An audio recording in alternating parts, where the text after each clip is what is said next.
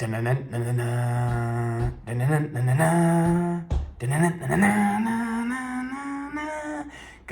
welcome back to your second episode of McPicks.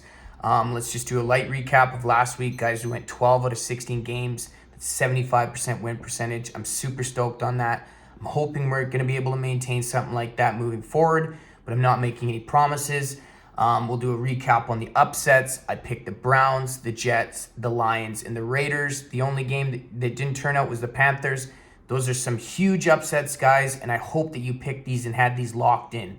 Also, guys, I posted the pick for the Vikings versus Eagles game on my Instagram. I wasn't able to make it on the video. Usually, I'll just kind of post my Thursday picks on my my Instagram, so check that out at McPicks NFL. Whether you're just trying to make some extra scratch or possibly you're in a pickems league in the office, and trust me, you don't want to be that guy coming after week one. You're walking in the office and Craig's looking at you and saying, "What the heck were those picks? You have no idea what you were talking about." Well, if you would have stuck to the channel, you would have looked like the guy who did.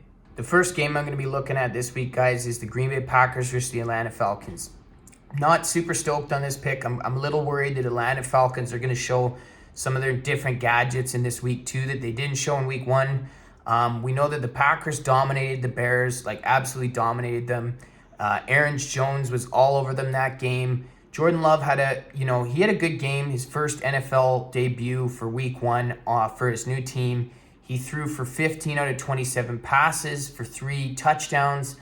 So let's not shy away from that, guys. I still think the Packers, their defense, their offense is starting to turn on. But the Falcons here, we saw Bijan Robertson, we saw Tyler Algier have a good game. I think they were a little bit mixed up there as far as the passing game went. I don't think Desmond Ridder is quite in that elite form yet, but that run game is hard to ignore, guys. I'm not super stoked on this pick, but for maybe a biased opinion, maybe just based on their performance last week, I'm locked in with the Green Bay Packers. Next up, guys, we're going to be looking at the Houston Texans versus the Indianapolis Colts. I'm not super stoked on this game either. I think the Houston Texans hang in this game and just outright win the game. I think the Colts had some sparks last week. Anthony Richardson looked decent in his NFL debut. He threw 24 for 37 for 223 yards. He had 1 interception, 1 rushing touchdown, and a completion percentage of 65%. I think he can be more accurate than that, and they kind of need to, get some more out of him in order for them to be a viable pick. I think with Jonathan Taylor still out, we're a little bit scared there to bet on these guys. I know Zach Moss is going to be the lead running back for this game. I think we got to tread carefully on this one, guys. I'm not quite sure who I'm fully invested in.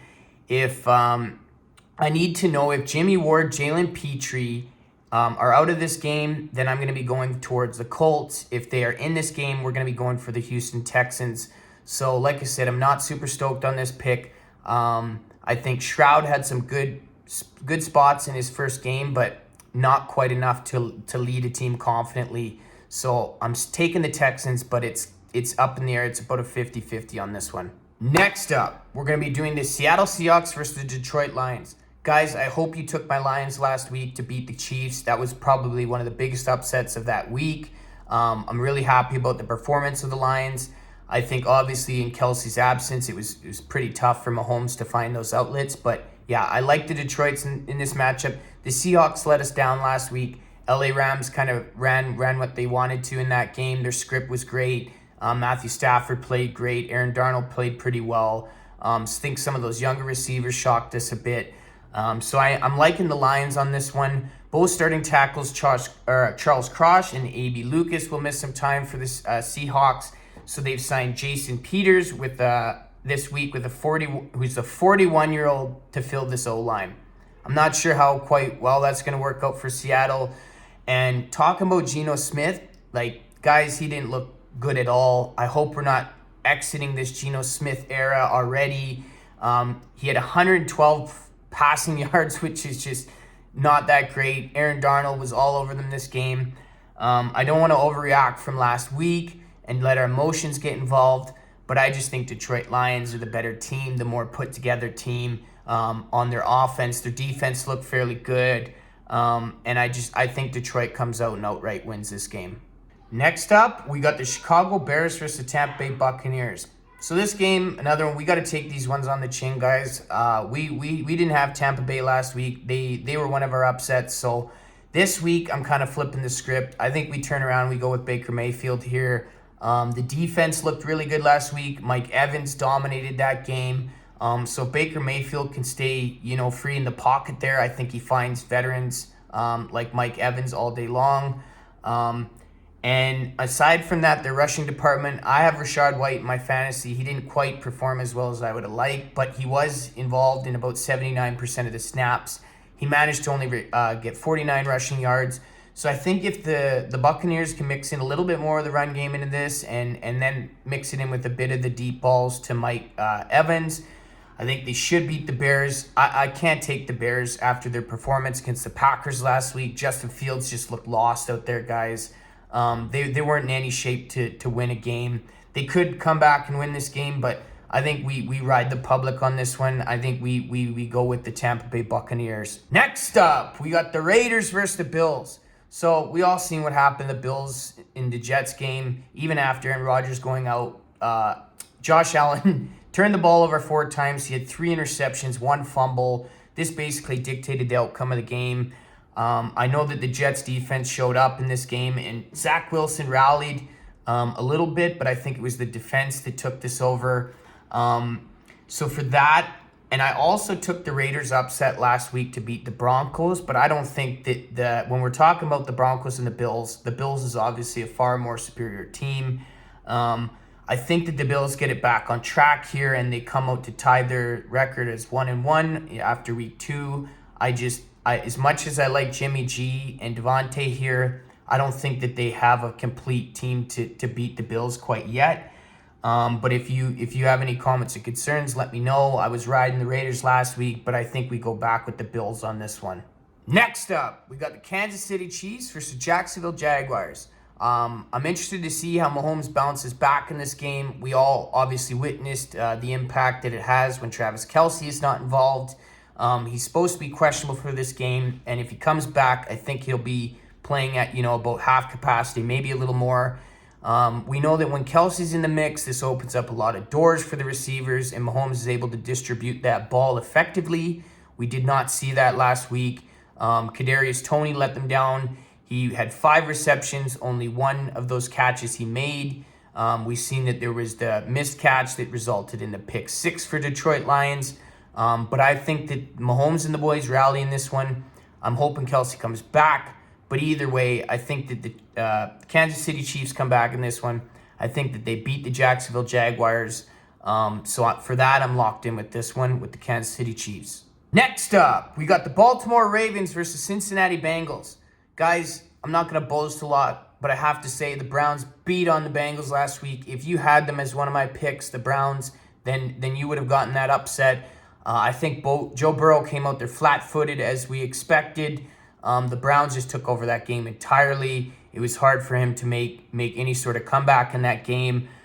We all know Joey B starts out the season a little slow.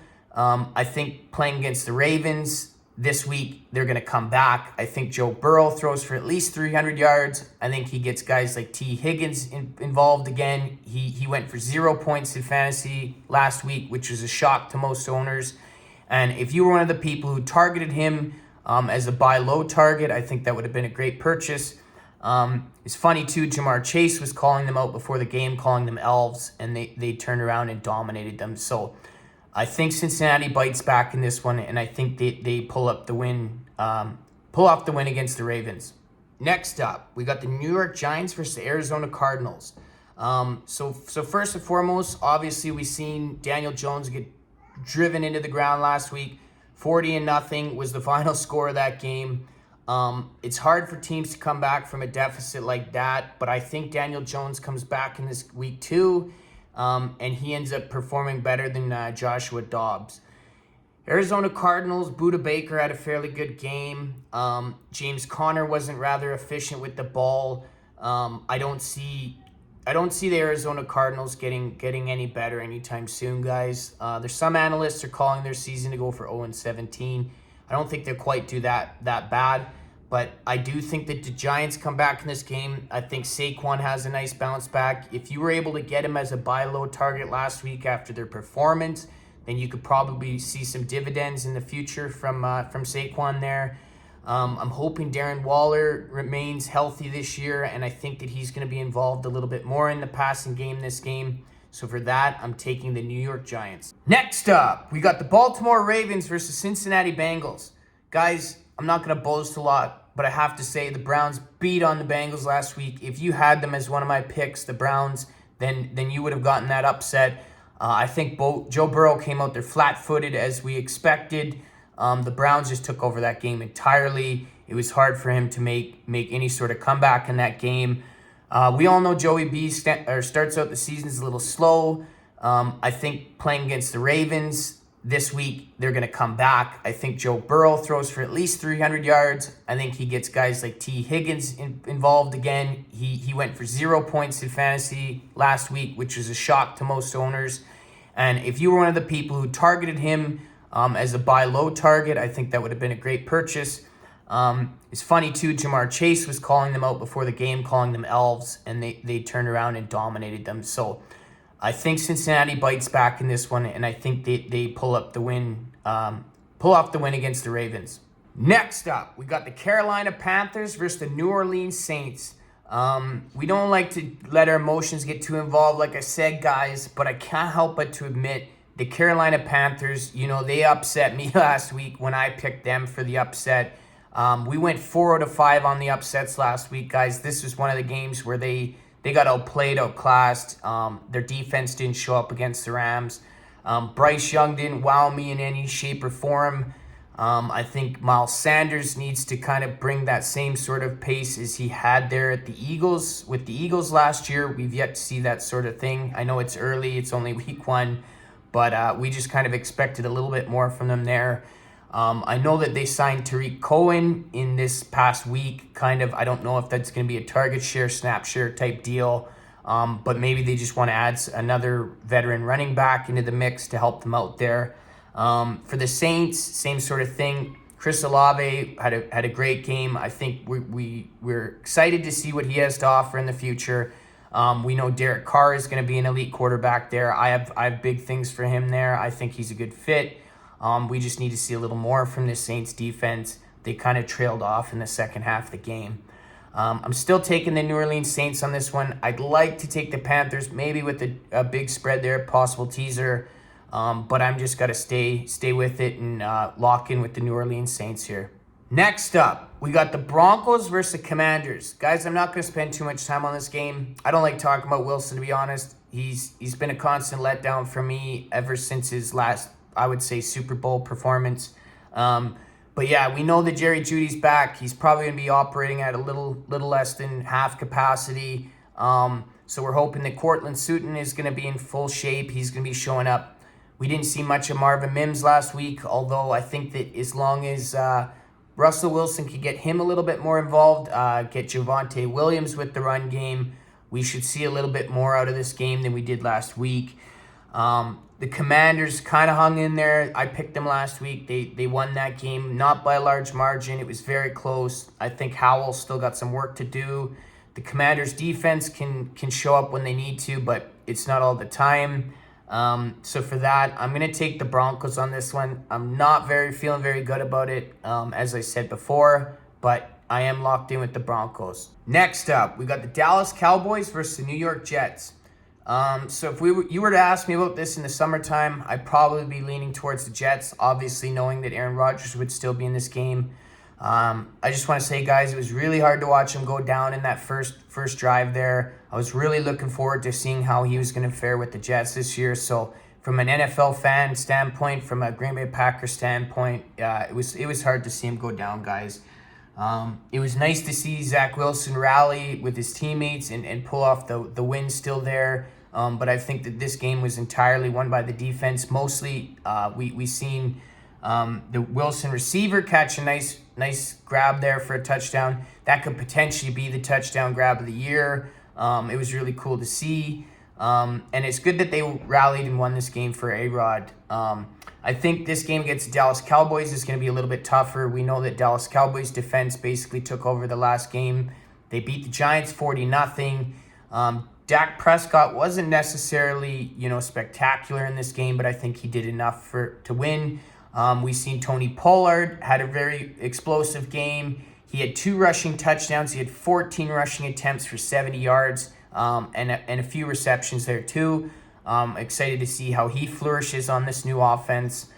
So for that, I'm locked in with the Dallas Cowboys. Next up, in the last game I'm going to be covering, guys, is the New England Patriots versus the Miami Dolphins. Just a quick recap on Miami's first game of the week. Last week, they played against the Chargers, and Tua took this game away from Herbert kind of in the last few minutes there. We seen their performance. They were going head-to-head. It was quite the shootout. Tua threw for 466 yards, 3 passing touchdowns, and 1 interception. His favorite target of the day was Tyreek Hill. Tyreek Hill had over 200 receiving yards and 2 receiving touchdowns, which was great because I took him first overall in my fantasy draft, which was an auction draft, and I paid kind of on the higher side for Tyreek Hill. So I was glad to see that performance. I also had Dallas's defense last week, so that outright won me my matchup. As far as the Patriots go, I think Mac Jones looked incredible last week. He shocked me. I think they hung in well with those Eagles last week. Final score was 25-20.